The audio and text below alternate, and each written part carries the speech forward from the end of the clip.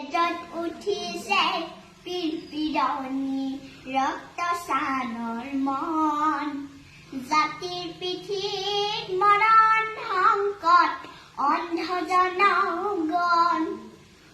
তেজত উঠিছে পিৰপিৰণি ৰক্তচানৰ মন জাতিৰ পিঠিত মৰণ সংকট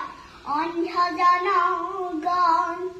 হেৰৌ কামপুৰে গছকিছে ৰংপুৰ বানপুৰ চেপি খালে অসমীয়াৰ মন অন্ধ সেনাৰে কিৰণ জিকিবি সেমেকি উঠিছে ক্ষণ অন্ধ সেনাৰে কিৰণ জিকিবি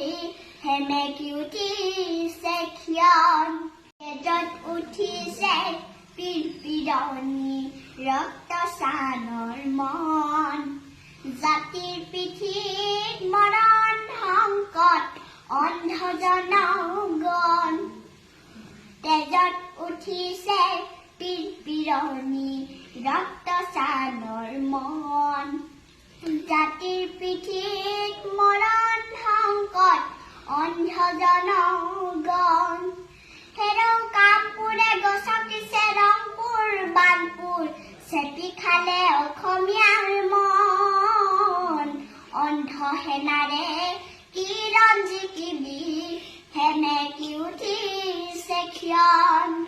অন্ধ সেনাৰে কিৰণ জিকিবি সেমেকি উঠিছে ক্ষণ প্ৰয়াত ৰাজীৱ শদিয়া ৰাইজৰ গায়ক আছিল গতিকে তেওঁ ইমান ধুনীয়া ধুনীয়া গীতবোৰ গাই থৈ সমাজলৈ বিলাই থৈ গৈছে তেওঁ গীতটি কণমানিতে ইমান ধুনীয়াকৈ গালে সেইবাবে ধন্যবাদ দিছোঁ কণমানিটিক আৰু তেওঁ উজ্জ্বল ভৱিষ্যত কামনা কৰিছোঁ ভিডিঅ'টো চাই কেনে পালে কমেণ্টত জনাবলৈ নাপাহৰিব লগতে চেনেল লাইক শ্বেয়াৰ কৰি দিব আৰু ছাবস্ক্ৰাইব কৰি দিবলৈ একেবাৰে নাপাহৰিব আজিলৈ আহিলোঁ ধন্যবাদ জয় আই অসম